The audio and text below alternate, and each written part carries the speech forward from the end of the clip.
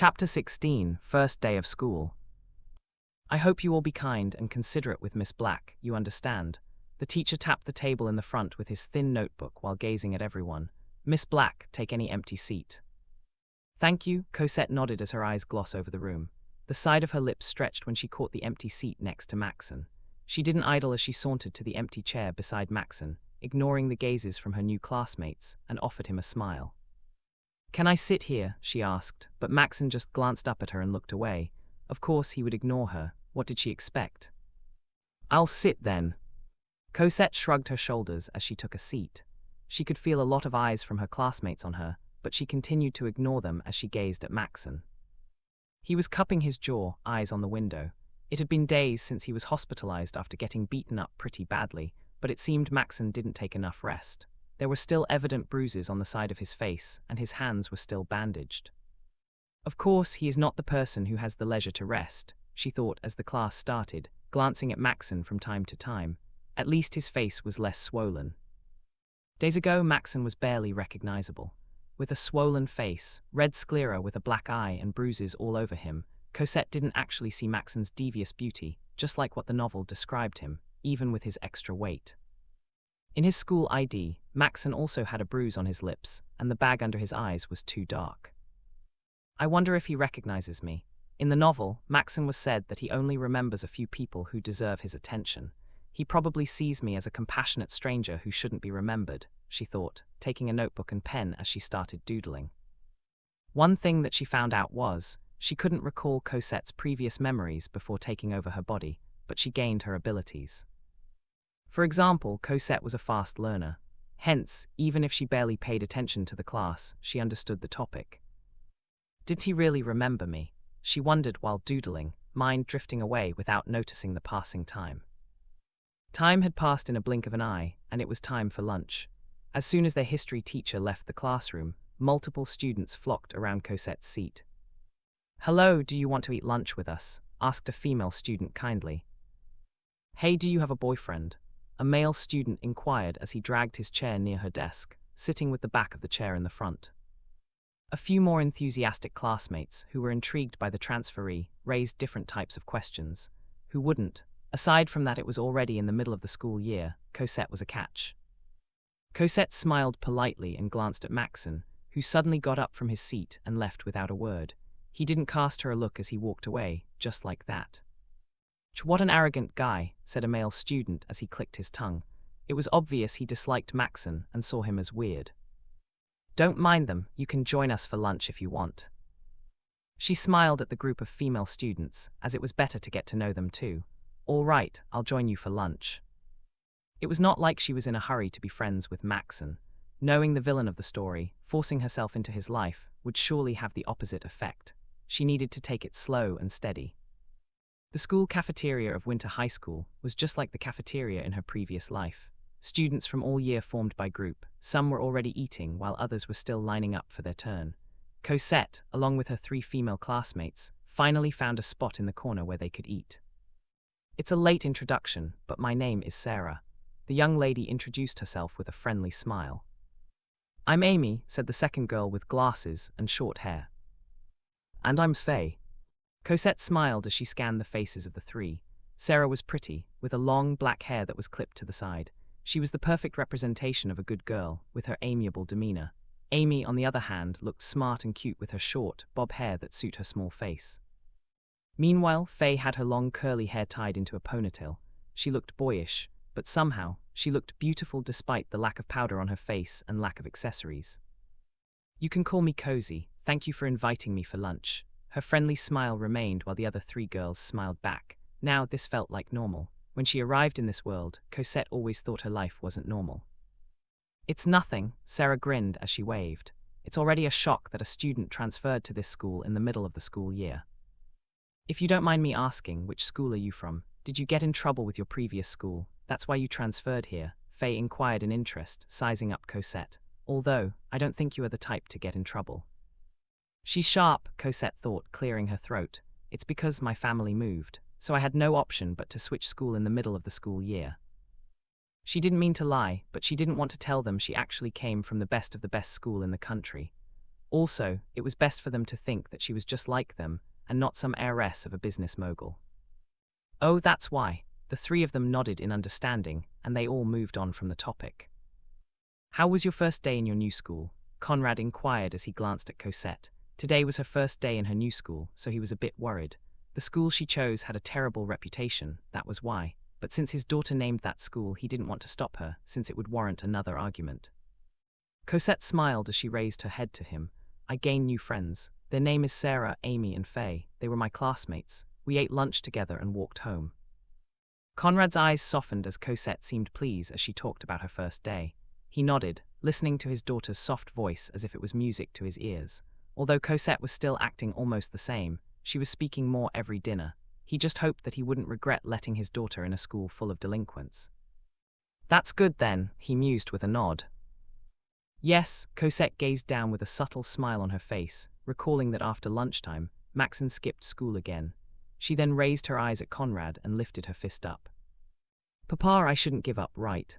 Conrad's brows arched as he studied her determined face.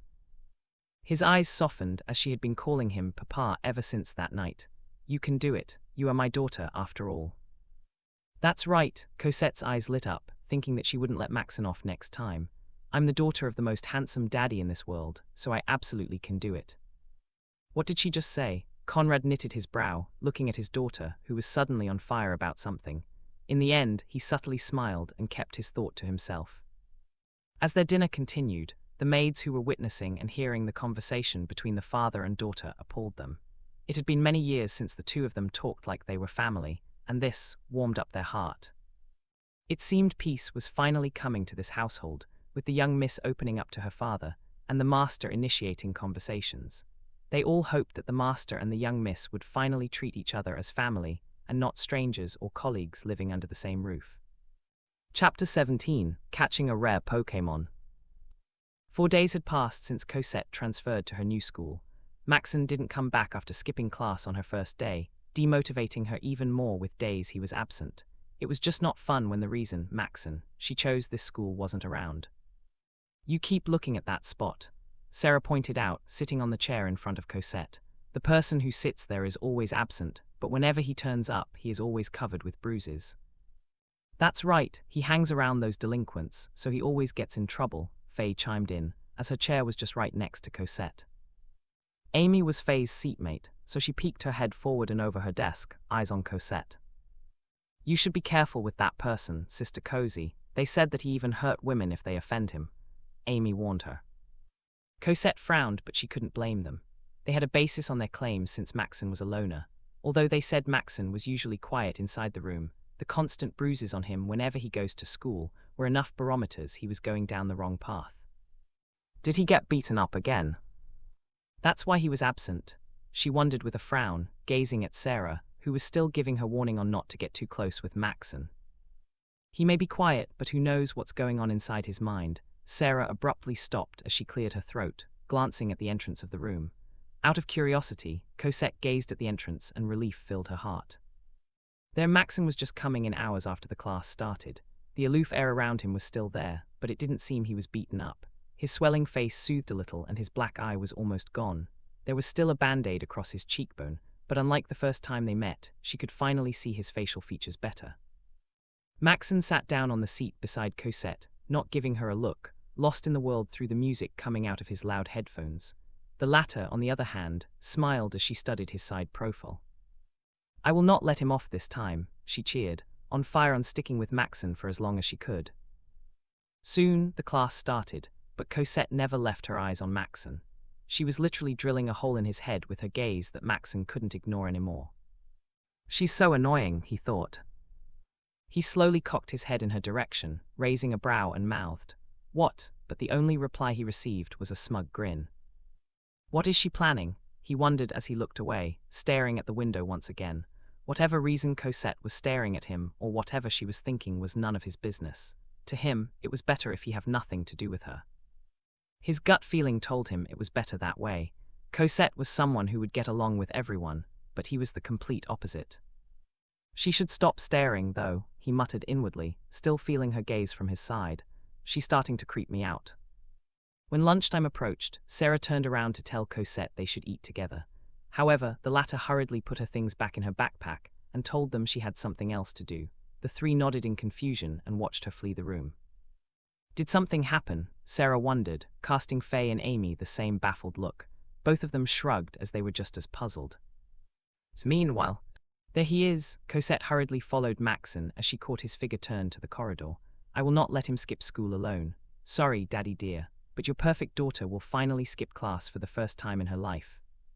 She looked up while holding onto the railings of the staircase. Maxen was heading upstairs, so she kept a safe distance from him. She followed him and soon reached the rooftop. I thought he will go to the back of the school, but to think he went in the rooftop. Cosette peeked her head through the door, only to flinch when Maxen spoke. Why are you following me? He asked, leaning on the side of the door with his arms crossed. He raised a brow, watching her clear her throat as she opened the door and entered the rooftop. Well, I'm not, Cosette lied through her teeth, averting her eyes, hands interlaced behind her. She followed him, thinking he would sneak outside the school. Her plan was to see what he was doing whenever he would skip class, but to think Maxen would go on the rooftop, a part of her assumed he would meet someone, but it turned out she was simply overthinking. Ha! Maxen clicked his tongue as he shook his head, sauntering to the shade around the entrance of the rooftop. He didn't say anything as he plopped his butt down on the floor, his back on the wall, eyes closed to enjoy the midday breeze hitting his face. Cosette pressed her lips together as she took careful steps and shamelessly sat at an arm's length beside him. Her shoulder tensed up when Maxen gazed at her with an arched brow.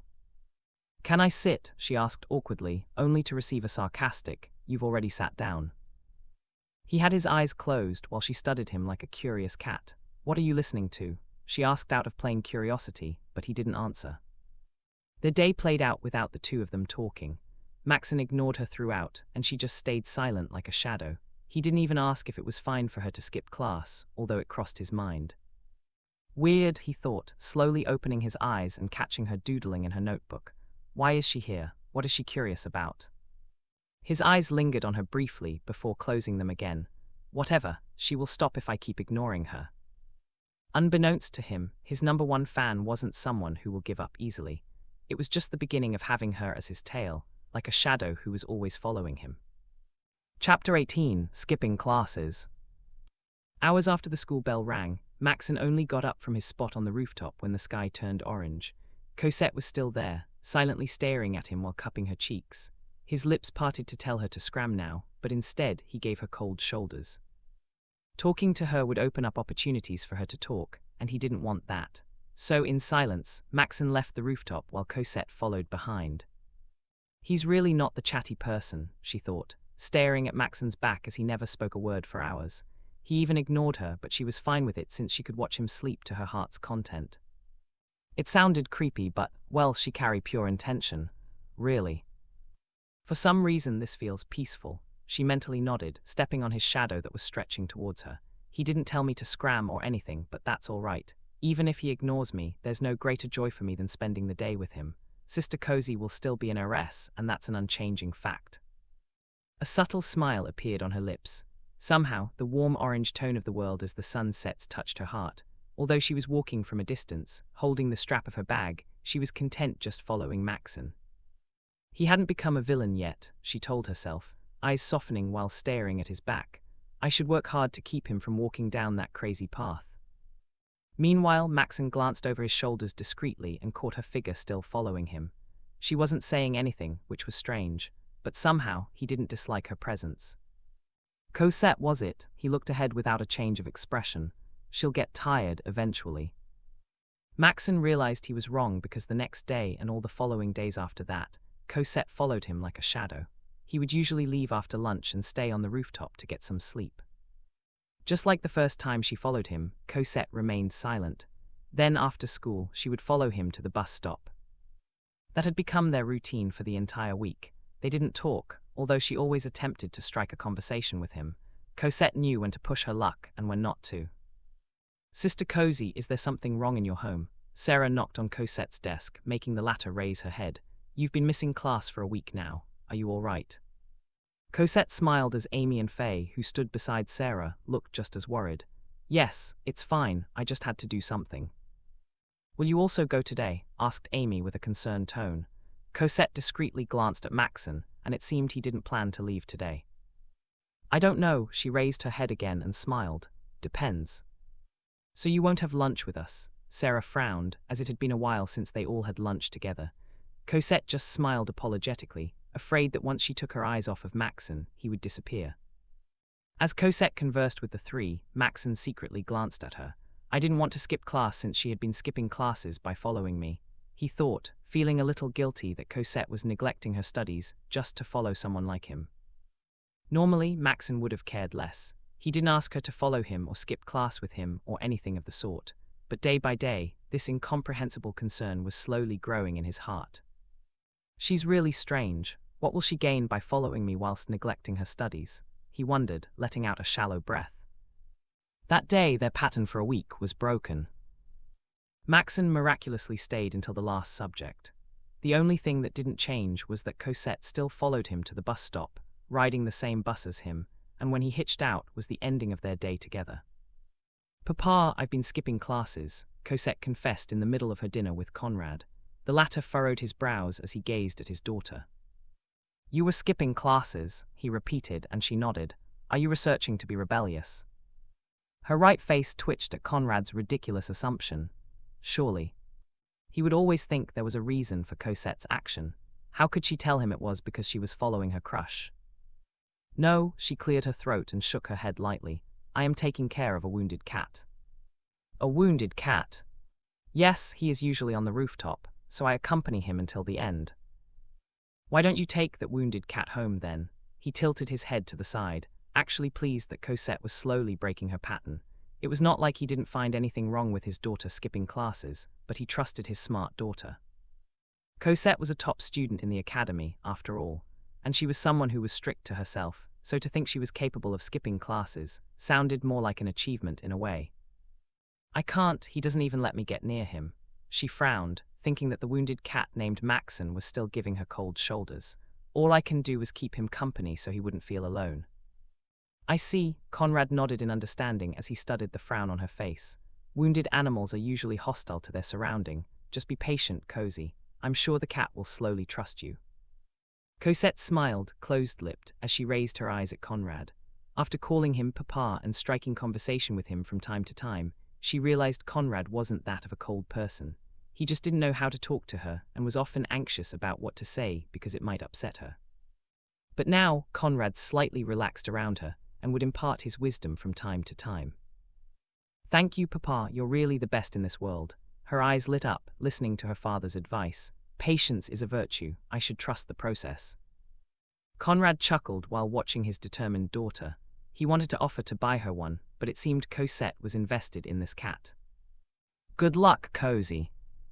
Don't skip classes. Chapter 19, Grocery with Papa Conrad. For the next 4 days, Maxen didn't skip class, and that meant Cosette didn't as well. But on the 5th day, the day before the weekend, Maxen did just when Cosette finally agreed to join her classmate to join them for lunch. As soon as she realized he was gone, Cosette searched for him immediately. Her first thought was the rooftop.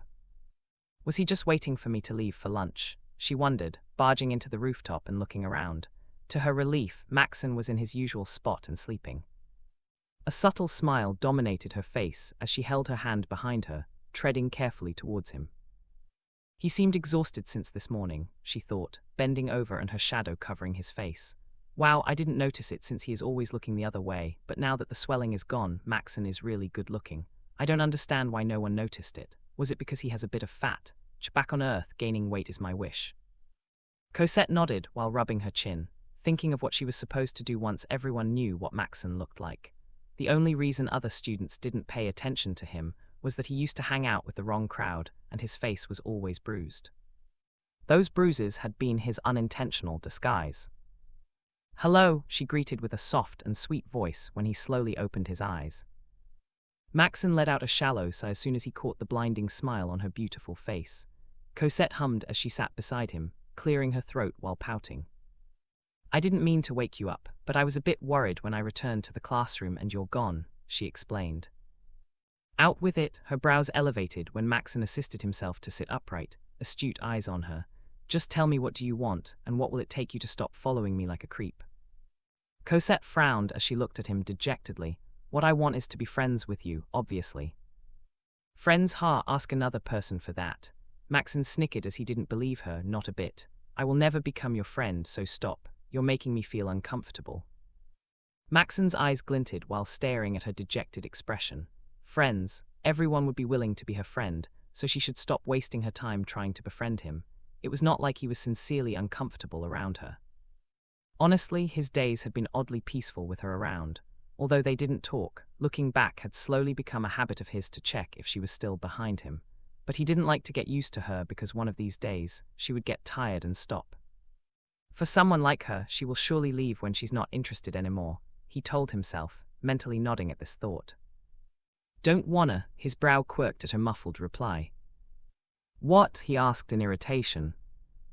Even if you don't want to be my friend, I still want to be your friend. Cosette mustered her courage as she raised her chin, staring directly at him. It's not like I am bothering you. You are bothering me, he said in a dead tone, but she feigned deaf while averting her eyes. Maxen ruffled his hair in distress, realizing it was pointless to argue with her. Whatever, just don't talk, I am sleepy. Won't you have lunch? She asked before he could lie down and sleep. For the past weeks, you never eat lunch. How can you go on without eating the entire day? That's none of your business. Maxen only cast her a sharp look as he lay on his side, his back facing her. Cosette frowned, watching his back as this was starting to worry her. She was aware that Maxen was working at night to financially support himself, but to think he wasn't eating in school because he still didn't have money for it.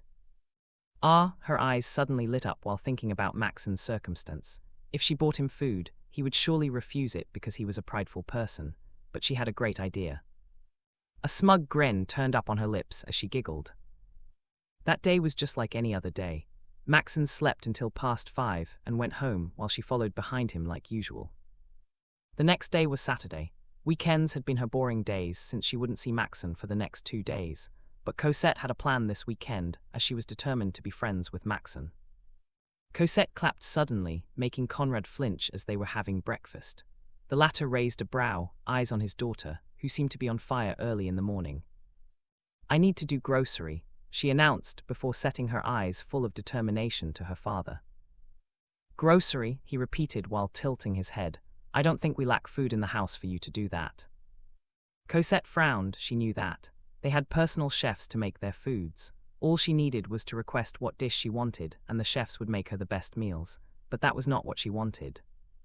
I want to learn to make lunch boxes, she explained in a knowing tone, getting comfortable with her father as he had been easy to talk with these days. In our school, students bring lunch boxes. Also, I want to make a healthy lunch box for the cat I was tamming. It won't be the same if I asked the chefs to do that.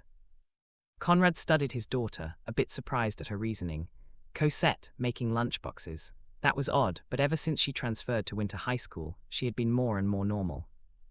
Then, if that is what you want, he nodded as he picked up the cup of tea. He nearly choked at her next words.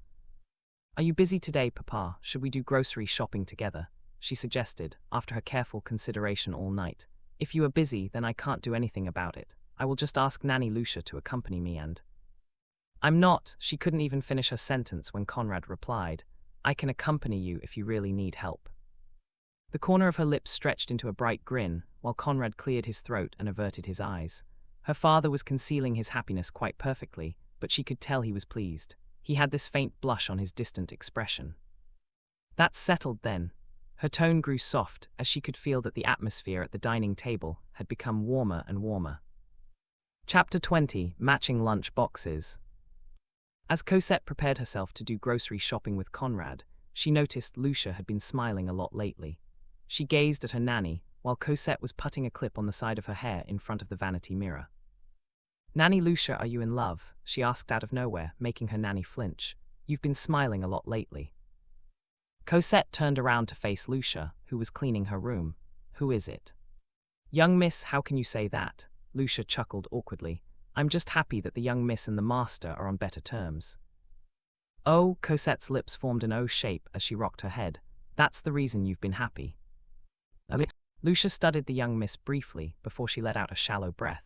You've been distant to the master in the past, so seeing that young miss is slowly opening up, everyone is relieved. Right, Cosette cringed internally, thinking that the servants endured the stifling atmosphere in this place because their masters had a very distant relationship with his daughter. Now that she thought about it, the servants had been a bit more at ease around her than when she first came into this world. Not that they bore hostility towards her in the past. It was more like there was this obvious line between the servants and Cosette. They still served with a smile, though. "I'm happy too, Nanny Lucia." Cosette smiled subtly, making Lucia's eyes dilate before they softened. "If only I know father isn't that difficult, I wouldn't have to jump to assumptions." "Young miss."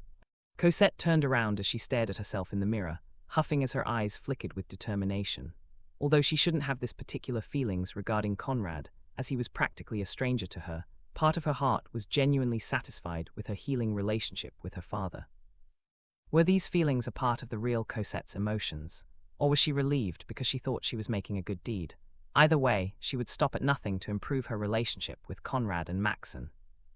"My new school is always in chaos, but somehow, I'm liking it day by day," she confessed, and Lucia smiled while staring at her back. "Papa," Cosette yelled as she jogged her way down the stairs.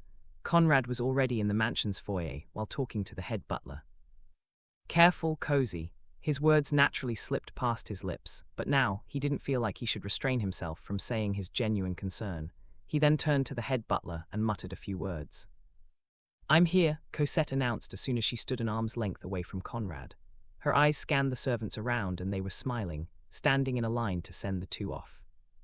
"They are always grand," she thought, thinking that whenever she would leave and come home, the servants would always welcome her home. It had become a daily routine that she was slowly getting used to it. "I brought a list we should buy, Papa." Cosette shrugged the distractive thoughts away, raising her to-buy list and showed it to Conrad. Conrad carefully took her long list and skimmed through it. He couldn't help but chuckle seeing that, unlike the list of projects she had been presenting to him in the past, this list was rather normal. "Then let's go." He nodded and glanced at her before he turned and walked away. Cosette glanced at the head butler and saw him smile and bow. "Laters," she waved, following her father. As she did, Cosette pursed her lips and picked up her pace to catch up to him. Conrad froze momentarily when his daughter hooked her arm around him. He gazed at her wide-eyed, and Cosette just smiled. He didn't say anything as he resumed his steps with his little girl clinging to him. This time, he couldn't hide the subtle smile on his lips as they headed towards the car parked just right in front of the portico. Meanwhile, the servants who witnessed this gasped and then smiled in relief. Cosette and Conrad's relationship was surely improving, and they were all happy about it. To them, watching the father and daughter go to do grocery shopping together was something they never thought they would see in this lifetime. Now, they looked like they were family and not just strangers living in the same house. Cosette was surprised that Conrad personally drove her to one of the luxury malls, where there was a supermarket inside. It was more like a day out for the two of them, and she was quite pleased about it. She glanced at Conrad, who was pushing the cart. "My father is really good-looking. No wonder Sister Cozy is super pretty." Conrad was one of those fathers that readers would usually call DILF. If she wasn't her daughter in this world, she would surely seduce him. She had soft spots for those types of characters, after all. "Gosh, that's my father," she scolded herself for having such immoral thoughts. "Anyway, where are the lunch boxes?" Cosette roamed the supermarket until she found a section for lunch boxes. Her father didn't complain despite her unplanned, random route. "Oh, this looks good." She picked up a pink lunch box and a black one, a matching lunch box. Her eyes darted between the lunch boxes in her hand that had the same design but were different in colors. She liked the color pink and the black one suits Maxen's personality. She grinned at the thought, but before she could decide, she turned to face Conrad. "Papa, what do you think?" she asked while raising the lunch boxes. Conrad studied the lunch box and actually didn't see the beauty in them, but he still nodded, as it seemed she really liked them. "They're cute, right?" A giggle slipped past her lips as she carefully put them inside the cart, but before they could move on, her eyes caught a green lunch box that had the same design. "Oh," her father's brows furrowed as Cosette picked up another lunch box. "Right, hee." Cosette grinned sweetly as she put the green lunch box in the cart. Conrad didn't ask her reason for an extra lunch box as he thought she was just buying a spare, just in case. Little did he know that the lunchbox would be something he would also treasure. Chapter 21, Bumping into the Mail Laid. After they did grocery shopping, buying ingredients, cooking books, and everything that was on her to-buy list, Cosette decided they should eat out together. It was still early for them to go home, and it was the perfect time for her to bond with Conrad. "Papa, can we have ice cream?" she asked while walking beside Conrad, who was pushing the cart that had the things they bought. "MHM." The side of her lips curled up as she squeezed herself beside him, pushing the cart together. "We're like having a date. It's fun, right?" "MHM," Conrad hummed as he glanced at her, seeing her look ahead. His eyes softened, as he never thought there would be a day they would go out together as father and daughter. He was happy. "I think her new school is helping her," he thought approvingly, because when she transferred, Cosette had been surprising him every day. He may have second thoughts when he agreed for her to transfer into that kind of school, but his daughter was never been this happy. It didn't matter to him if she graduated into a public school as long as she was happy. Cosette had proven herself at a young age, and she was already exceptional. So, it doesn't matter if the school she would graduate from wasn't the best school in the country, because her talent, intelligence, and capabilities were more than enough to be the next head of the family. As long as she is happy, he thought as a sigh of relief slipped past his lips. "Sophia, can you see how our daughter has grown?" As planned, Cosette and Conrad headed to the coffee shop of her choosing. "No, just sit there and relax, I got it." Cosette planted her palms on her father's shoulder for him to sit down. "Wait for me here, all right?" Conrad wanted to stop her, but she already dashed away to the cashier. He chuckled helplessly, shaking his head as she kept insisting she would order some snacks for them. "How cute," he muttered while leaning back, gazing at the cart beside their table. To think we all had those ingredients at home, but he didn't think it was a waste of money. He would throw away all ingredients in their home, so the two of them could do grocery shopping more often. It was nice if they would do this frequently. Meanwhile, Cosette looked up at the menu above the counter, as she chose which was a good ice cream her father would like. There was so much to choose from, giving her a slight headache as the names sounded fancy. "One semifreddo, please." Cosette's eyes dilated as she heard a familiar voice she would never forget. Her eyes shifted towards the counter, landing at the towering young man standing in front of the cashier. Asher, her heart suddenly thumped against her chest loudly, covering her lips as she didn't expect to bump into the male lead, as if this wasn't a world of a novel. "Oh gosh, is this my lucky day?" Inflamed by the determination to make use of this opportunity, Cosette rushed towards the cashier. She leaned her arms against the counter, standing on the toes, lips stretched from ear to ear as she faced the handsome Ashen. "I'll get 2 of what he got." She raised 2 fingers at the cashier as the latter handed the receipt to Asher. The cashier nodded. Cosette smiled at Asher when he gazed at her. "Hello," she greeted with the same smile, but Asher just raised a brow and didn't say a word. Instead, he walked away to the waiting area where his order would be served. "Of course he will not recognize me. We just met one time and it was brief." She clicked her tongue, paying the cashier with her card before rushing to the waiting area for her order. Asher was just standing there with his hands inside his pockets. He glanced at her when she stepped inside his vicinity but ignored her purposely. He knew this young lady. Although they've only met once, he could remember her as she left quite a strange impression on him. "Do you also like ice cream?" she asked after a minute of silence, gazing up at him, curiously, hands interlaced behind her. He pondered whether to ignore her or answer her, but looking at her curious eyes, he decided to answer. "Sometimes." "Oh," Cosette rocked her head, thinking of other things to keep the conversation going. "I like ice cream." Asher kept his poker face, as he didn't actually care if she liked it or not. Cosette pouted, as she already knew the male lead in the story wasn't much of a talker. Why do all male characters in here are men of few words? "It's been a while since I've seen the male lead. What a shame that I transferred school and can only stalk Maxen. But well, it's not like Asher is unhappy with his life. I'm very sure with or without my help, he will have a bright future." Cosette sighed as she watched Asher take the tray of his order. "Bye," she waved at him as he carried the tray. He just gave her a side-eye and said nothing before walking away. Having people talk to him out of nowhere was not surprising to him, so Cosette's action wasn't anything special that he could ignore like usual. But as he walked away, he looked back to see her smile at the staff giving her the tray. It seemed she didn't take his cold treatment to the heart, so he proceeded to sit at the corner table to enjoy his ice cream. As he sat down, he caught her figure rushing to a certain table. As soon as he caught the person she was with, his eyes narrowed. Conrad Blac, he thought as he was well versed on the remarkable businessmen, since he was an heir to the Quinn family. "I heard he had a daughter, and that's her." Asher narrowed his eyes as he watched the father and daughter duo. He had met Conrad in one of their business meetings when his father took him to meet their business associates. He had also heard about the perfect Cosette Blac. Well, who hadn't heard of the Blac family in the upper echelon? Now that I think about it, I didn't see her name on the list on the previous exam result, he thought, recalling that Cosette's name that would usually be at the top of the list every exam was gone last exams. That's weird, he muttered, observing Conrad and Cosette. I heard they didn't have a good relationship, but I guess it's mere hearsay. Asher had heard a lot of people in the high society, although he rarely dwells on them. The only reason he was particularly inclined about the Blac was that Cosette's name would always turn up in important events and Conrad's success in the business industry. Not to mention, many people had told him she was like the female version of him, intelligent, responsible, and aloof. Asher and Cosette were somehow, without their knowledge, became the model for elites their age. He wouldn't deny the first two, considering she had been a top student in the academy, just like him. But aloof, they only met twice, but he could tell she was far from being aloof. People always exaggerate things, he mumbled and shook his head, chuckling in ridicule, and to think I saw her as a rival, ridiculous. Although Asher only knew her by name, the competitive part of him wanted to defeat her in every aspect. She had held the #1 spot in her entire class, and he didn't want to be #2 in his. Who would have thought that the strange girl he met in the corridor, and the one who copied his order now, was the same girl he saw as competition without her knowledge? But why is her name not on the top list the last exam, though?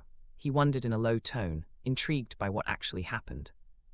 Chapter 22, Cooking Day. Sunday came and Cosette was up early to practice cooking. Her day yesterday was a success, spending an entire day with her father, Conrad. She knew it was a success because Conrad seemed pleased. "Young miss, do you really have to do this yourself?" asked the head chef worriedly, staring at the determined young miss. It was rare for the young miss to step inside the kitchen, let alone cook, so it was a surprise for them she was here, wearing a pink apron with all the pink cooking ware she bought yesterday. "Mr. Leo, just stay there. I will need your tongue for taste testing." Cosette grinned as she gazed at the table over the kitchen counter where 3 people sat down. The head chef, her nanny, Lucia, and the head butler, the people she invited to be her guinea pig. "This is my first time cooking, so I need to make it edible." "Young miss," Lucia called helplessly. No one could stop Cosette, and even if they wanted to, they didn't have the heart, as she was so determined. "Nanny Lucia, I'll be fine. Just wait, all right." Cosette set up the cooking book she had been reading until late at night. She didn't idle as she started preparing while the 3 watched her. Lucia's worries were written all over her face, holding her breath every time Cosette chopped some tomatoes. "Young miss, I will have a heart attack at this rate," came out a quiet voice as Lucia was already panting. Not just her, but the head butler, George, and the head chef, Leo, could feel their hearts skip a beat, afraid she would cut herself. They could only sigh with relief when she finished chopping the ingredients unharmed. Cosette clapped as she read the cooking book briefly before figuring out how to work on the stove. When she successfully set up everything to start cooking, she started sautéing. "Young miss," called Leo, the head chef, as he studied Cosette's cook, "that's too much salt." Even though the chef hadn't tasted the dish she was making, he already knew it would be bad. Why? Because Cosette was forgetting one essential part of cooking, and that was tasting it herself.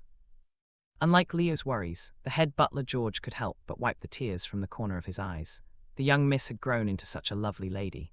He was already old, but to think he was able to live to witness this day made him happy to the point he teared up.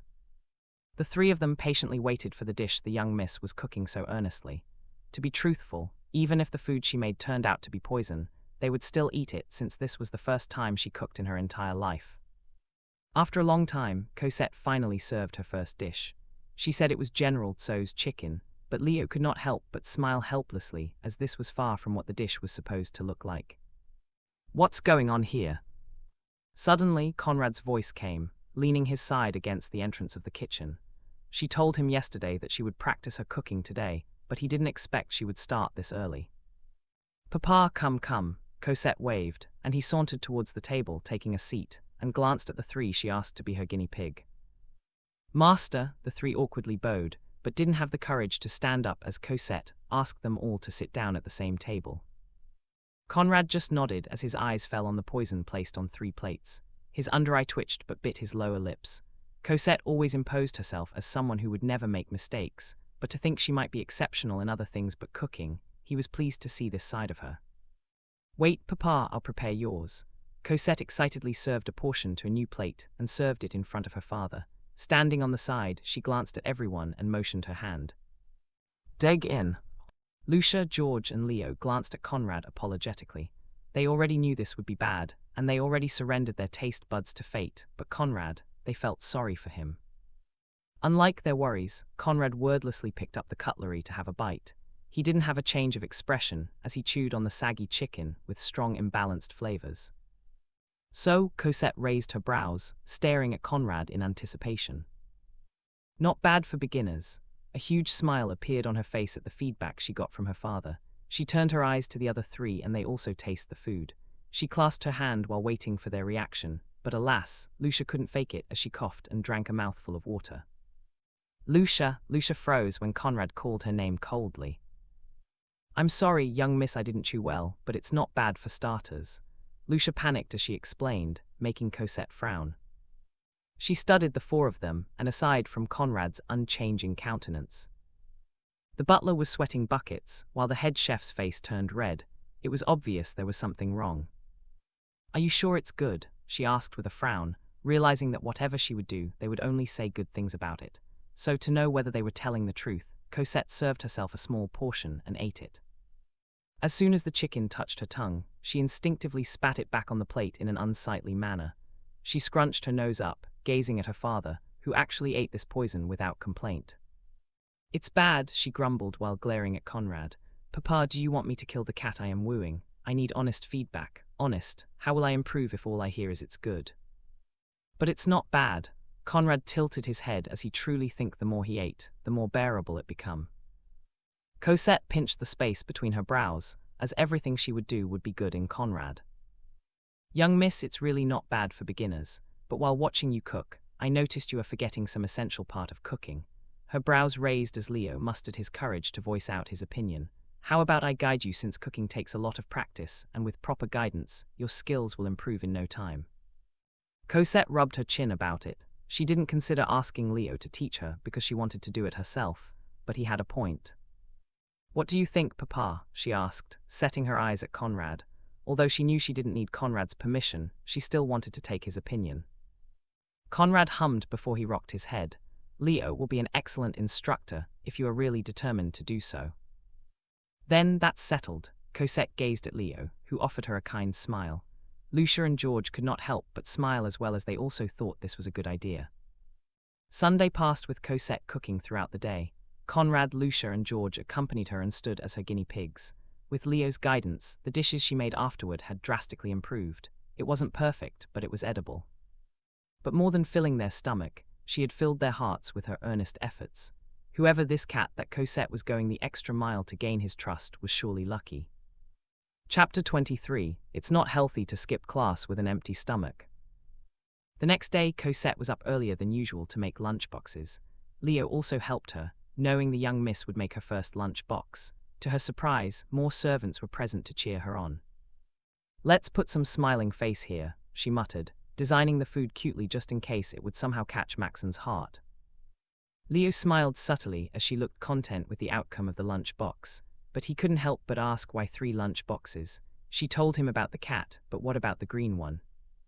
Young miss, can I ask why you're making 3 lunchboxes? Is it for a friend? Leo raised a question, watching her raise her head and smile.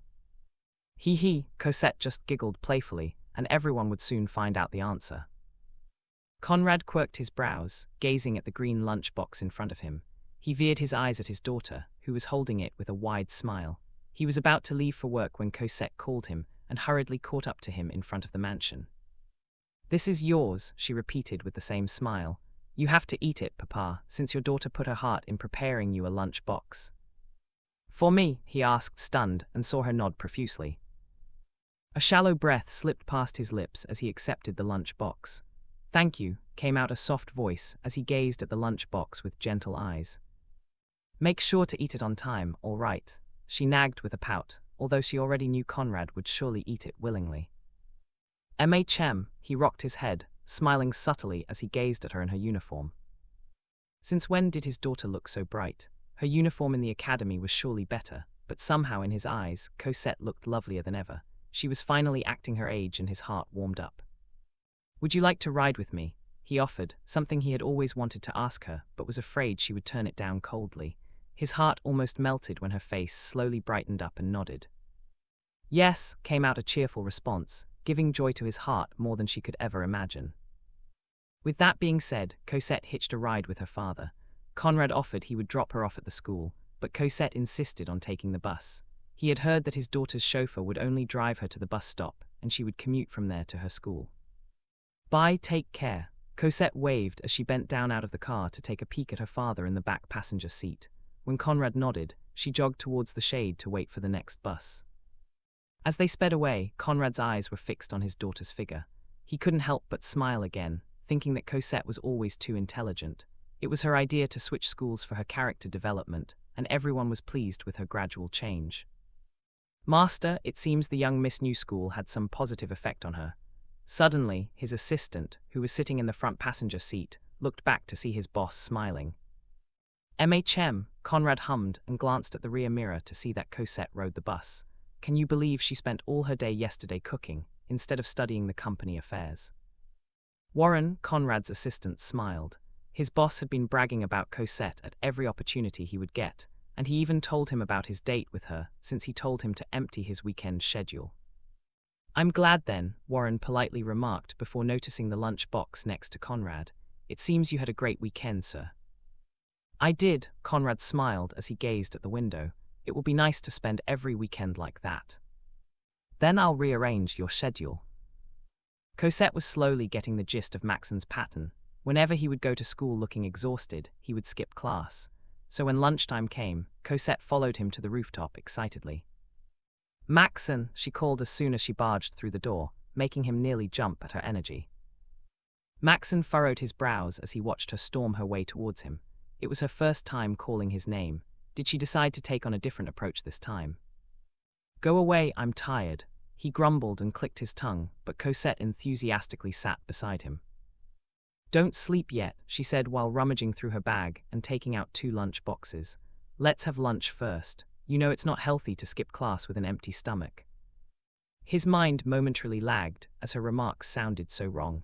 Skipping class was not healthy in itself. Cosette meticulously laid a handkerchief on the floor, serving the pink and black lunch boxes. Here's yours and here's mine. Who said I will eat it? His tone was dead, not pleased with this new approach she was making. Even if you don't like it, you should at least try, right? She frowned as she looked at him with puppy eyes. I spent the entire weekend practicing how to make you a lunch box. You've wasted your time. Well, I will continue to waste my time because I plan to make lunch boxes every day. Cosette stubbornly argued with him as that had always been her plan. She knew Maxen would reject this kind gesture, but she was not the person to give up. Maxen studied her stubborn expression before a sigh escaped his mouth. He clicked his tongue, feeling helpless as it seemed she was determined to do what she pleased. This was only for them to get it done and over with. I will eat it, but this is the first and last time. Don't waste your time in making this shit. He gave in, picked up the black lunch box and opened the lid. His brows creased as soon as he saw the smiling face on the rice. It's cute, right? He glanced at her as she proudly held the pink lunch box. This is the first and last, he repeated, ignoring her last remarks just to make that clear. Hee, sure, Cosette giggled and averted her eyes while biting her tongue. Her reaction was obvious that she automatically ignored his words, that she planned to do this the next day and the following days. Just what will make her stop doing this? He asked himself as he forked out steamed broccoli. What will you gain by doing this? Maxen glanced at her as he chewed the broccoli, watching her eat happily while glancing at him from time to time. Deep down, even though he wanted her to stop tailing him, he had been constantly looking over his shoulder to check if she was there. The last weekend felt boring, although it was just like any other weekend. He never liked school, and he was only attending for the sake of a better future. But now, he didn't know anymore. When Maxen tasted the main course, his brows furrowed. She said she just learned to cook and the taste might not be that good, but for someone like him who had never eaten good food, this was delicious that touched a part of his heart. How was it, Maxen? She asked with a bright smile with anticipation in her eyes, while he kept his poker face. It's good, was what he wanted to say, but he kept silent and just chewed the food down. I'm so happy, she giggled while staring at him. I should make you more large portion. I said this is the first and last. Right, right, Cosette whistled as she averted her eyes, making him feel helpless as nothing would stop her for sure. Chapter 24, Mini Heart Attack. I don't know if it's because I was hungry that it's delicious or it's actually pretty good. Cosette rubbed her tummy as she felt full after gobbling up the food she prepared. What do you think, Maxen? Maxen glanced at her and just let out a shallow breath. You're the one who prepared it. Yes, I told you, didn't I? I practiced the entire weekend. Cosette puffed at the doubt glimmering in his eyes. Well, it doesn't matter if you believe me or not, but it's actually good to have lunch together. A satisfied smile dominated her face, pleased to make food and eat with her favorite villain. That already made her feel relieved and content. She didn't need the word of thanks as she just forced him, nor did she expect him to treat her differently from now onwards. What was important to her was she would see him eating and living well. She planned to make him gain more weight. Maxen was adorable, even with the added weight. Cosette sat beside him and leaned her back against the wall of the side part of the entranceway, feeling her eyes grow heavier because after eating lunch. This was the first time after weeks that she ate a proper lunch and not just snacks. "Ah, so peaceful," came out a soft voice as her eyelashes fluttered ever so slowly before closing completely. Maxen gazed at her and watched her until she fell asleep. "Don't sleep," he said, but her breathing grew heavy. "Tusk, is she really this unsuspecting?" "Hey, I said don't sleep," he grumbled as he glared at her, but to no avail. "Whatever." His eyes then landed on the lunch boxes stacked up near her backpack. As he stared at it, he unconsciously smiled, which he realized almost immediately. "I'm probably losing my mind," he uttered under his breath, running his fingers through his hair. "She will be just like everyone else, Max. You shouldn't get attached to her." Deep down, Maxen was aware that he didn't dislike Cosette. Matter of fact, she was a very likable person. Not only she was pretty, but she was also kind. But that was the main reason Maxen was trying so hard to distance himself from her. She may be interested in him for whatever reason, but once she met more people or some other things that pique her interest, she would forget about him. Maxen was no one after all. Cosette was a bright, lovely young lady. Many liked her and she would get any attention she wanted in the world. It seemed she was even pampered at home too. But Maxen was the complete opposite. Even before birth, they said his mother tried to abort him, but it apparently failed. It wasn't an exaggeration if he said no one wanted him or something good had ever happened to him in his entire life, at least, not in his knowledge. It was as if he was born with zero luck, someone who was born just to experience all the bad things in the world. That was why he resented it, the world, his existence, and everyone. "So why?" came out a whisper as he gazed at the lunch box. "Why are you so persistent?" Cosette terrified him. Every day that she would follow him on this rooftop, every time she looked at him with clear eyes, every time she smiled as a response to his harsh words, and every time she would walk meters behind him, he could feel the thick wall around his heart crack.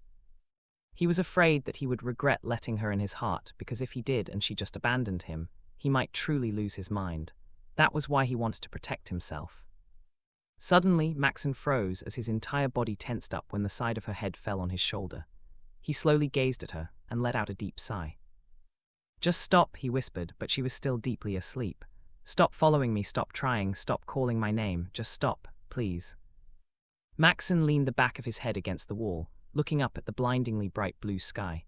His eyes, however, flickered with sadness before he closed them. "Fuck," came out a quiet curse, reminding himself her fleeting concern wouldn't last long. "Just what will it take for you to stop?" Hours went by and Cosette opened her eyes when she heard the school bell ringing. She moaned as she felt the stiffness on her neck, planting her palm on it to massage it.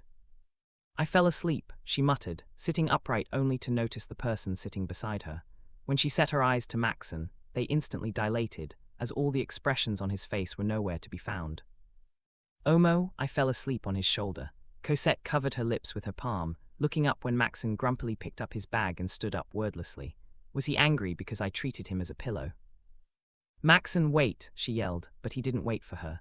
So all she could do was pick up her things in a hurry and put the lunch boxes inside her bag whilst rushing outside. "Maxen!" Her voice echoed in the staircase, making him look back at her. She was putting her things back in her bag without looking at the steps down. Before he could tell her to watch her steps, Cosette missed a step. His eyes dilated, and for a second, his heart stopped beating. He didn't even think as he took 3 steps as fast as he could, and held her shoulders to stop her from falling. Maxen's heart raced as his breath hitched, scared out of his wits at the scenario that played in his head if he didn't catch her, or he was 3 more steps away from her. Meanwhile, Cosette was just as scared as she thought she would die. "Oh gosh," she gasped in horror, looking up at him. "I nearly died." "Can't you do things one at a time?" She flinched when his voice thundered, glaring at her angrily. "What will you do if you fall and I'm not here, huh? Do you think I can pay for your hospital bill if that happened? Are you not thinking?" Cosette frowned as he scolded her. "Sorry, I didn't mean to." "Tusk," Maxen clicked his tongue as he let her go, huffing in distress as he ran his fingers through his tousled hair. "Put your things back in your bag and watch your steps." Maxen clicked his tongue in irritation as he turned his head back, taking heavy steps on the stairs. Meanwhile, Cosette just stared at him with a frown, a little disheartened and almost teary, not because she was scolded, but because it seemed all her efforts went down the drain. Faster, to her surprise, Maxen stopped and looked back. "I don't have an entire day to wait for you." Her face instantly brightened up as she nodded. "Hi," putting her things back in her bag before she followed him. Maxen secretly sighed upon witnessing how expression changed when he told her to make haste. Unlike usual, he walked slowly this time so she wouldn't fall behind, and unlike usual, Cosette walked closer behind him. Meanwhile, in the School of Elites, Darwin Academy, Asher walked out of the dean's office with an unresigned expression. "That's strange," he whispered, looking back at the shut door behind him. He was curious about a particular top student in the academy and why she didn't ace the previous exam. He thought it was because Cosette didn't take the exam, or she just failed her classes. This may sound like someone being nosy, but he didn't appreciate this unanswered mystery lingering in his head. That was why he decided to talk to the academy's headmaster to get it out of his head. But alas, even though his query was answered, there was another big mystery that rose in his head. "She transferred," he narrowed his eyes, baffled at the answer he didn't expect to hear. Why? Why would a top student in the best academy transfer to another school? There was no better school in this country than this academy, and graduating here was an achievement in itself. There was not a single alumnus from this school that didn't make a name for themselves, be it in politics, business, showbiz, and many areas. So why? Why would a remarkable man such as Conrad allow that? Asher couldn't understand the wisdom behind it. As he walked away, he fished out his vibrating phone from his pocket and raised a brow at what words the other person from the other end of the line had told him. "Yes, father, I will come," Asher politely responded before ending the call, eyes glinting with excitement. "It seems like I will get my answers soon." Chapter 25, Just Another Day. When Cosette arrived home, Conrad's car had also arrived when she was by the entrance. She looked back, and the side of her lips stretched into a huge smile as soon as she saw Conrad leaving his car. "Papa," she called and waved when Conrad turned his head in the main door of the mansion. Since she wanted to ask him something important, she jogged down the small steps and met her father halfway. "Papa, did you eat your lunch?" she asked as soon as they were facing each other. Conrad glanced at his assistant, Warren. Seeing his father's gesture, Cosette turned to the tall, lean man with glasses. Warren tilted his head down and greeted Cosette. Everyone was shocked when Mr. Chairman brought his lunch box during his lunch meeting. Warren shared the interesting event that happened today. He could still remember everyone's faces when they saw the heart shape on top of Conrad's rice. But the most hilarious thing was, Conrad's expression didn't change. Cosette bit her tongue as she gazed at her father awkwardly. You ate it during an important lunch meeting. She knew Conrad would eat it, but not in a situation where he could eat something fancy. She was a bit worried about her father's reputation. "It's good," was what Conrad said, noticing the concern in her eyes. "What I eat doesn't affect my judgment." Despite his explanation, Cosette still shifted her eyes back to Warren for confirmation. Knowing her, who was always concerned about the company's reputation, Conrad raised his hand to pat her, but he curled his fingers halfway, hesitant to do it. "It'll be fine," he told himself as he mustered his courage and patted her head. "I said don't worry about it," Conrad repeated as he rubbed his fingertips against her scalp. To his relief, Cosette just gazed at him and sighed. "Miss Cosette, just as the chairman said, bringing a lunch box doesn't affect his judgment nor it will sully the company's reputation," Warren reassured with a smile until his eyes squinted into mere slits. "Does that mean I can make you more lunch boxes?" she asked, which caught both gentlemen off guard. Only a second later did Conrad recover and smiled, nodding in response. "As many as you like." Her brows rose as she bit her tongue. She just asked to confirm if they were telling the truth, but she didn't expect her father to respond that way. Well, it was not like she wasn't having fun making lunch boxes. After all, she planned to continue her feeding program with Maxen throughout the entire school year. She just had to make another extra for her father. "I'll take my leave now. Have a good night, Chairman, Miss Cosette." Warren slightly tilted his head down politely while Conrad nodded and replied with an unaffectionate, "Take care on your way." Cosette only waved him goodbye before she hooked her arms around her father as they walked inside the house. As they headed in, Conrad remembered something important. He glanced at his filial daughter and spoke. "One of our business associates invited me to their company's annual party." Cosette raised her brows at Conrad's remarks, waiting for more information from him. "It's the Quinn Holdings yearly party." Quinn Holdings, her brows creased as she pondered where she heard it, only for her eyes to widen a second later as she remembered it. It was the Quinn family business. She looked at Conrad in shock while the latter took her expression as a mix of shock and excitement. "They always invite me to their annual company party, but I was always busy. I agreed to come this year since it will be discourteous if I don't come," Conrad explained as they headed in. "You can refuse if you don't want to." "I'll go." Cosette didn't let him finish his sentence as she hastily voiced out. "How can I let my father attend without a date?" She pouted and raised her chin, making Conrad chuckle faintly. Although that was one of her reasons, her main reason was she was able to meet more characters. Asher's brother and best friend would surely be there, so Cosette was determined to meet them for once. Conrad let out a sigh of relief, misunderstanding that his daughter would always be inclined into these things, even though she drastically changed from the past month. He rocked his head, as that was their plan. "The party will be on the 20th, 1 week from now." Conrad informed her and she answered with a cheerful, "Yes." Days before the annual company party of the Quinn Holdings. Cosette spent the past few days waking up early to make lunch boxes for Maxen, Conrad, and for herself. Maxen had been staying in the classroom, so she hadn't been skipping classes. Here, she smiled brightly as she placed the lunchbox on Maxen's desk. The latter knitted his brows as he gazed at the lunchbox he would always refuse, but ended up eating out of guilt. She was just so persistent that he felt helpless about it. He cocked his head in her seat, raising a snack he bought in the convenience store on his way to school. "Take that lunchbox away. I have food." "What? But that won't fill your stomach." "How did you know that? I've been surviving with crackers." Maxen raised a brow, as he wasn't entirely lying, although that was an exaggeration.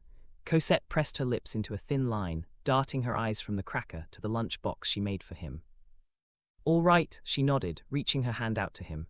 But instead of taking the lunchbox, her hand veered in his hand and snatched the cracker away. "Mine now." "Give it back." Maxen's tone grew bitter as he crooked a finger, but she sprung up to her seat while holding it behind her. "You. What? You have a lunchbox full of healthy food, personally prepared by a hardworking student who wakes up early in the morning for it," she argued stubbornly, pointing at it with her chin. "How can you choose a cracker over the food made with love?" "Love? What an unfamiliar term." Maxen's shoulder tensed up as his eyelids drooped, expression turning even colder. "Give it back." Cosette swallowed down a mouthful of saliva at his coldness. This time he truly looked pissed, but if she gave in now, he would continue eating crackers just to refuse real food. So she mustered a lifetime of courage and tore the cracker before shoving it inside her mouth in one go. His jaw fell open, staring at her puffy cheek with a mouth full of biscuits. She was saying something, but all her words came out gibberish. "You," Maxen let out a scoff as he glanced at a few students who were inside the classroom. They were all looking at the two of them, but Cosette didn't seem to care about the attention they were garnering. Instead, she was talking with a full mouth and eyes on him. "Shom one bo chan you bu dis to mai. Come on, how can you do this to me?" Cosette glared daggers at him, growing bolder by the day. She didn't know when did it start, but somehow her relationship with him was improving. They would talk more now, and her distance, whenever they would walk home, grew shorter. She was now walking behind him at arm's length. "What the hell is she saying?" He wondered in irritation before he clicked his tongue. Fine, goddamit." Maxen ground his teeth as he let out a sharp breath, gazing at the lunch box like it was his enemy. Cosette carefully narrowed her eyes as she studied him, watching him take out the lid of the lunch box to see another smiling face decoration on top. When Maxen glared up and shoved a piece of sausage inside his mouth grumpily, she finally heaved a sigh of relief. "God, I thought he will kill me." She mentally patted her chest, but before she could sit down, she finally noticed some students looking at her. Her brows rose, seeing them whispering at each other. Noticing this, Maxen glanced up at her and expected her to get affected by it. After all, none of his classmates wants anything to do with him as he was the worst of the worst. To his surprise, Cosette just shrugged before taking a sit. As soon as she sat down, she grinned at him and happily opened her pink lunch box. "Eat well, Maxen Tilda."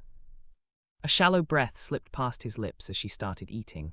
Was it a sigh of relief, or a sigh of distress? Maxen didn't know, but what he realized was Cosette was unbothered by almost everything. The only thing that would make her react so strongly was during lunchtime. That was, every time he tried to refuse her free lunch. "Really, Maxen, I told you not to get swayed," he grumbled internally, but his eyes still softened after taking another bite. "Don't get swayed." Maxen looked away, facing the window on his side with a very subtle smile on his face. Chapter 26, The Unfairness of the World. The class proceeded like usual, but Cosette had been getting this strange gazes throughout the day. At first, it didn't bother her as her sole purpose, why she was in this school in the first place, was because of Maxen, so she didn't need to please everyone. Moreover, she was Cosette Blac. Her name alone was enough reason since she was born not to please. It was the other way around. Cosette didn't have that kind of mentality in her previous life, but somehow, after living as Cosette Blac, she had started gaining the confidence the original Cosette had. She glanced at Maxen, and he was sleeping on his desk. By now, the teachers were already used to Maxen's behavior and gave up on calling him out. Perks of living in a novel. "I wonder why everyone is giving me that stare," she wondered, waiting for their last subject to end so she could ask Faye, Amy, or Sarah about it. Those three were still friendly towards her, even though she didn't spend so much time with them anymore. "That's it for today's class. Make sure, hey, listen to me first before you stand up," the teacher yelled because as soon as the school bell rang, students of Section F stood up one after another. "Make sure to do your homework and take care on your way home." The teacher's tone grew more annoyed as he shook his head. No one was listening, so he went to leave the room while other students talked to each other, and some raced through the door like the everyday scenario after school.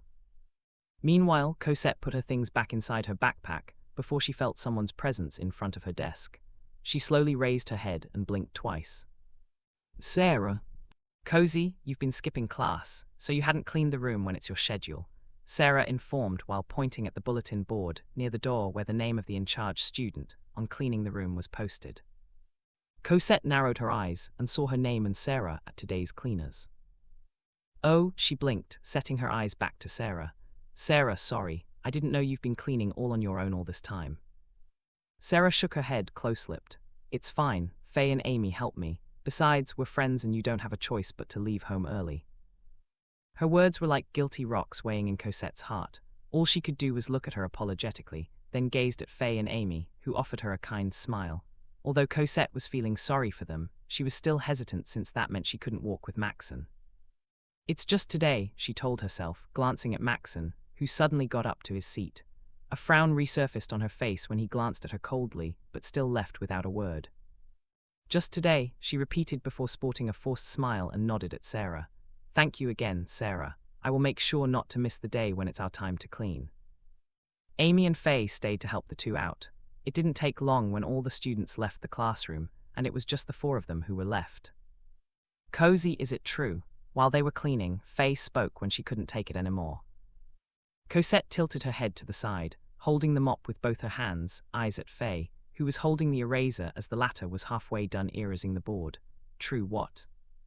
"That you and that delinquent are dating." Her brows elevated at Faye's question. Students had been talking about it. "What?" Amy turned up to Cosette's side and bumped her shoulder against her lightly. "Cozy, are you really dating him?" "No," Cosette furrowed her brows as she looked at the three of them. "Will you believe me?" "Of course," Faye and Amy answered while Sarah nodded, but the latter suddenly let out a shallow breath. "Cozy, can we talk, the four of us? Since you're our friend, we just want you to know what is the rumor all about." Cosette gazed at Sarah and pressed her lips before she nodded. So the three of them gathered around one table when they were done cleaning to tell her about the rumors in the school about her and Maxen. The more Cosette listened to it, she could not help but ball her hands. Apparently, the rumors were about Maxen manipulating an innocent student. Others saw her voluntary deed of making him lunch as Maxen exploiting her. Some even thought that he was blackmailing her, so she didn't have a choice but to do whatever he wanted. All the rumors basically painted Cosette as the victim, while Maxen was the opportunist.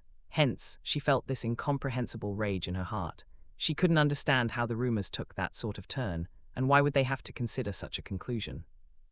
The three even warned her that since Maxen had a lot of enemies, she might get caught in the crossfire, so they suggested she should seek help in the guidance office if she was truly being blackmailed.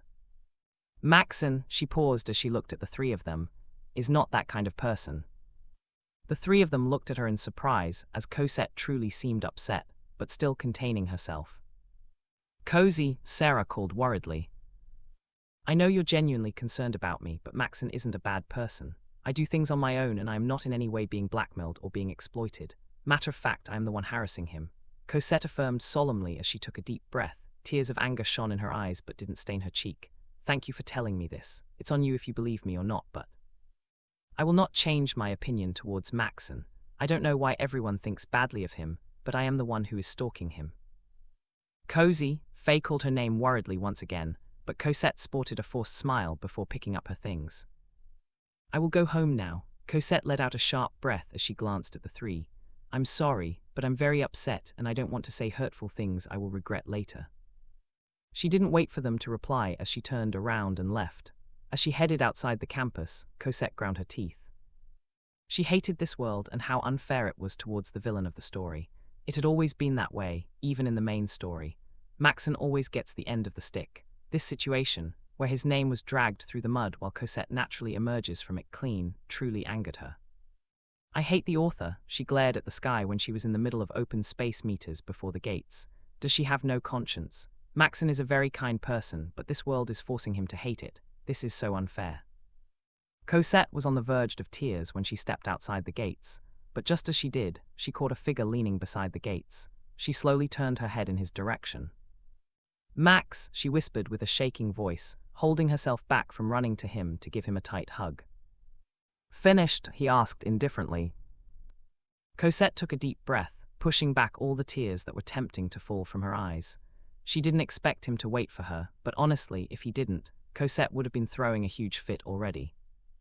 "Yes," her voice was low and soft, making Maxen rock his head. "I see," that was all he said as he pulled his back away from the wall and walked away slowly, but sensing she was just standing, he looked back with an arched brow.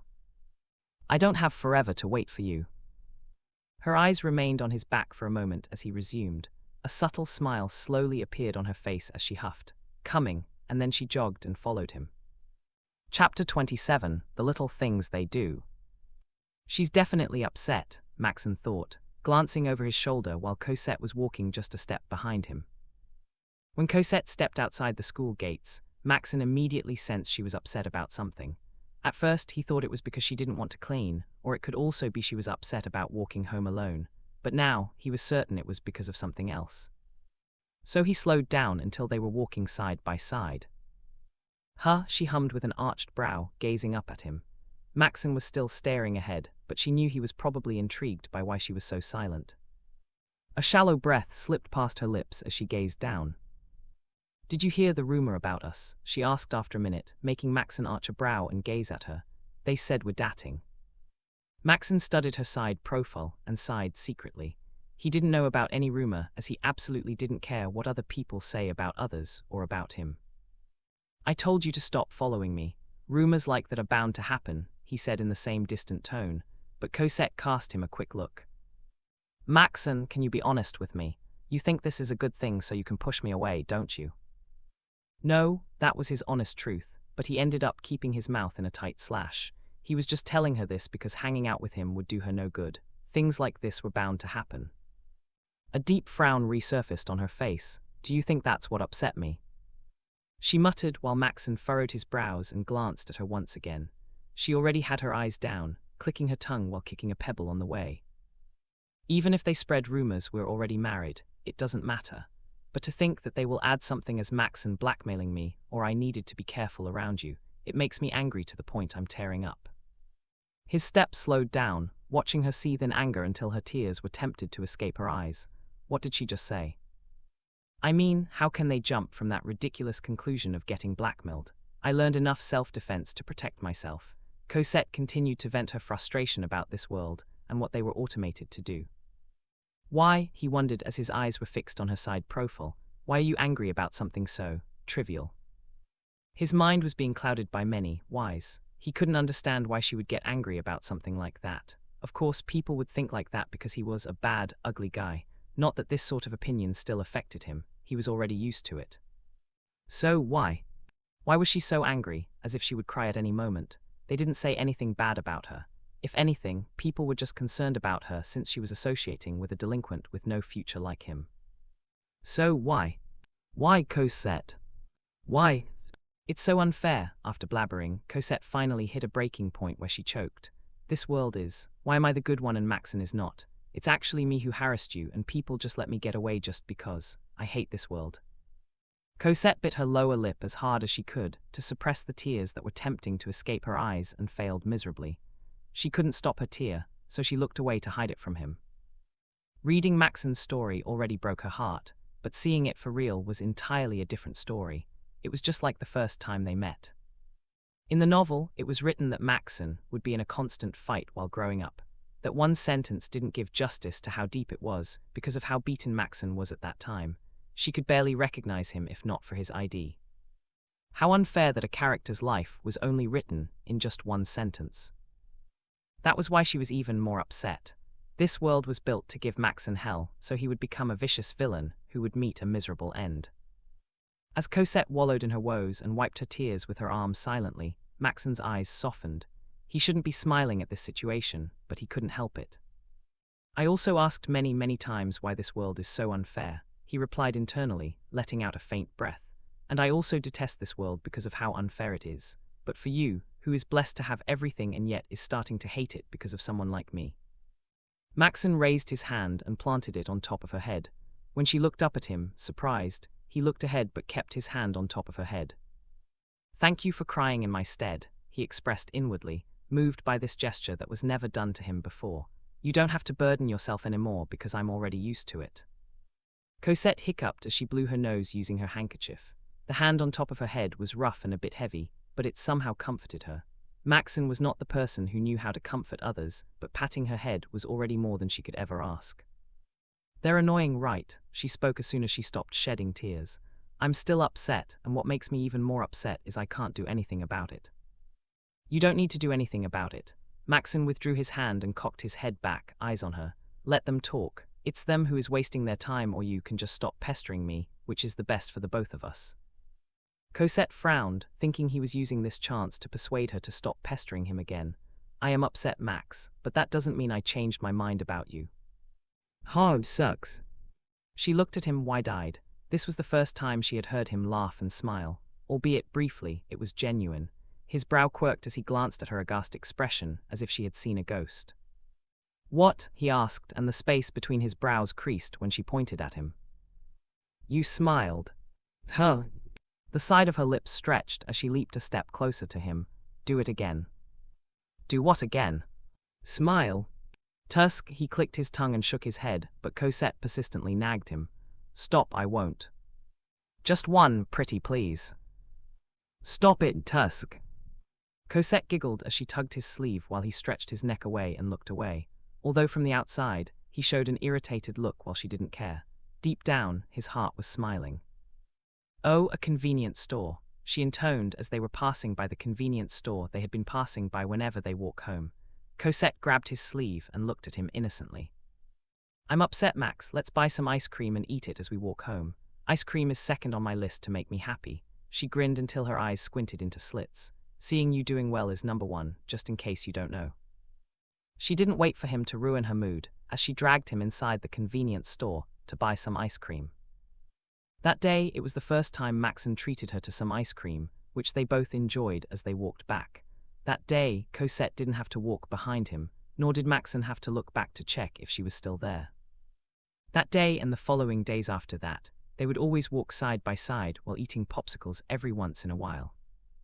Chapter 28. She wanted to be one of his truths. Bye. Cosette waved at Maxen when they reached the bus stop where he would usually get off. Their routine every time they go home after school was Maxen getting off before her, and that was how her day with him would end. But today, Maxen simply looked at her and didn't move a muscle. Huh, her brows furrowed, darting her eyes from him who stood on the aisle to the window. Max, you're already here. The bus will start moving soon if you don't get off. I know. She blinked twice and looked at him wide-eyed. There was no trace he was joking, which was quite baffling. Are you going somewhere? She asked in horror, thinking about the little details she could remember in the novel. Did something happen to him around this time? An event or something like a trigger that would make him crazy?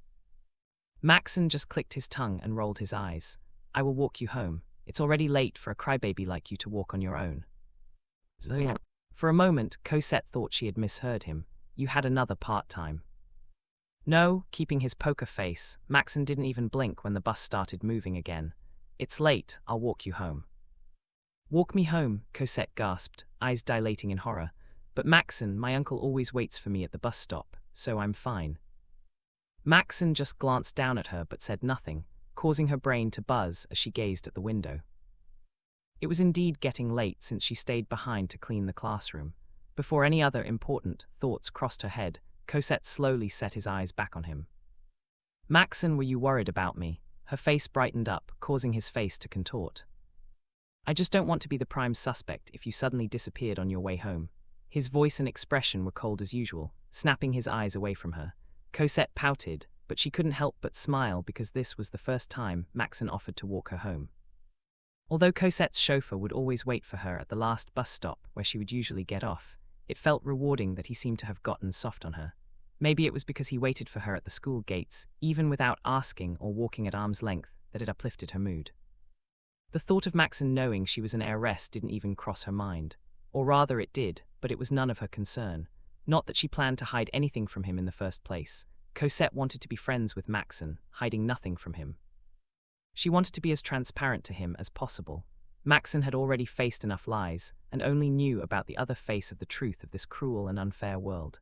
She didn't want to become an addition to that.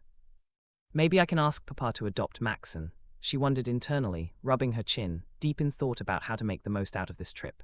In that case, I can actually look after him properly. While her own mischievous thoughts distracted Cosette, she didn't notice his constant gaze on her.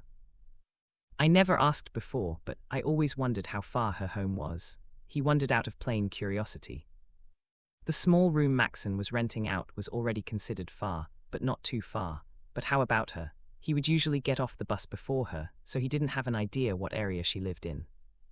According to her gloating, she often mentioned how early she had to wake up to make lunch boxes and arrive at school on time, so he was wondering just how early was it exactly.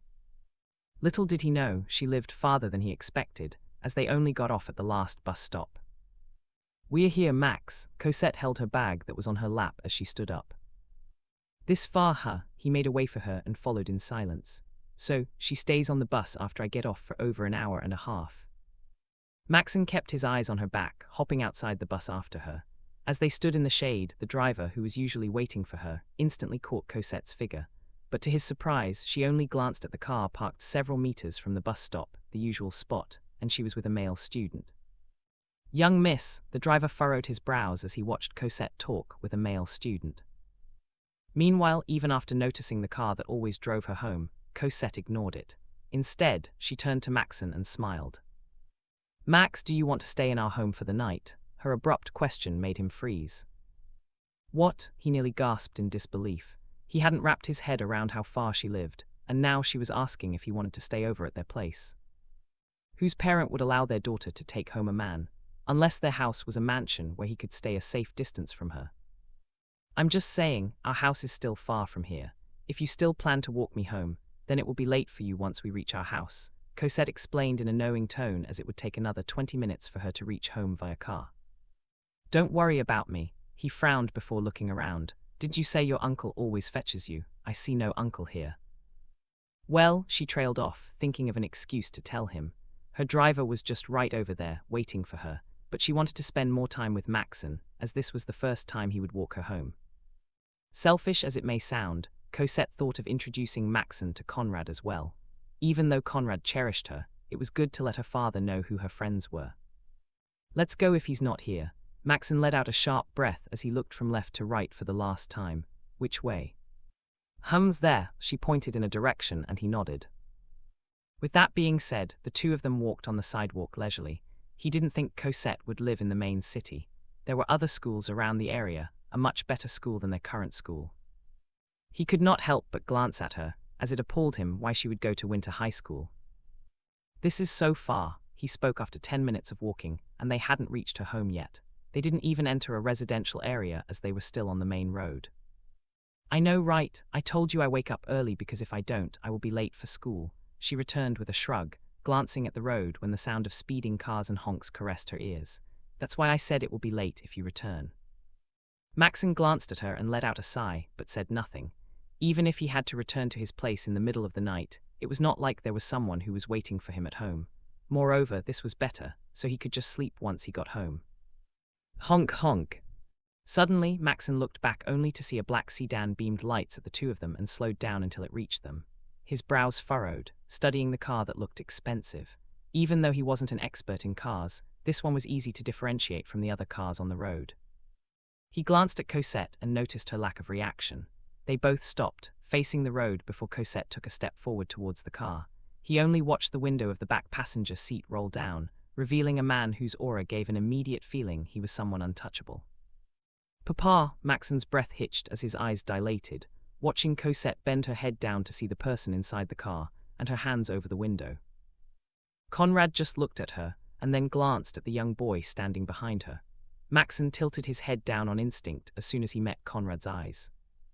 "Why are you walking home? Didn't George fetch you at the bus stop?" asked Conrad as he set his eyes back to his daughter. Cosette just bit her tongue. She didn't need to answer because her body language was enough for Conrad to understand the situation. "Get in," Conrad invited with the same tone, but she frowned.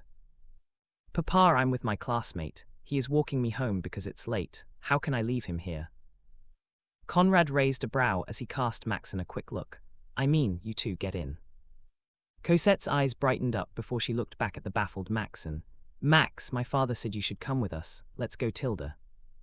Maxen wanted to refuse, but before he could, Cosette already dragged him inside the car and joined Conrad.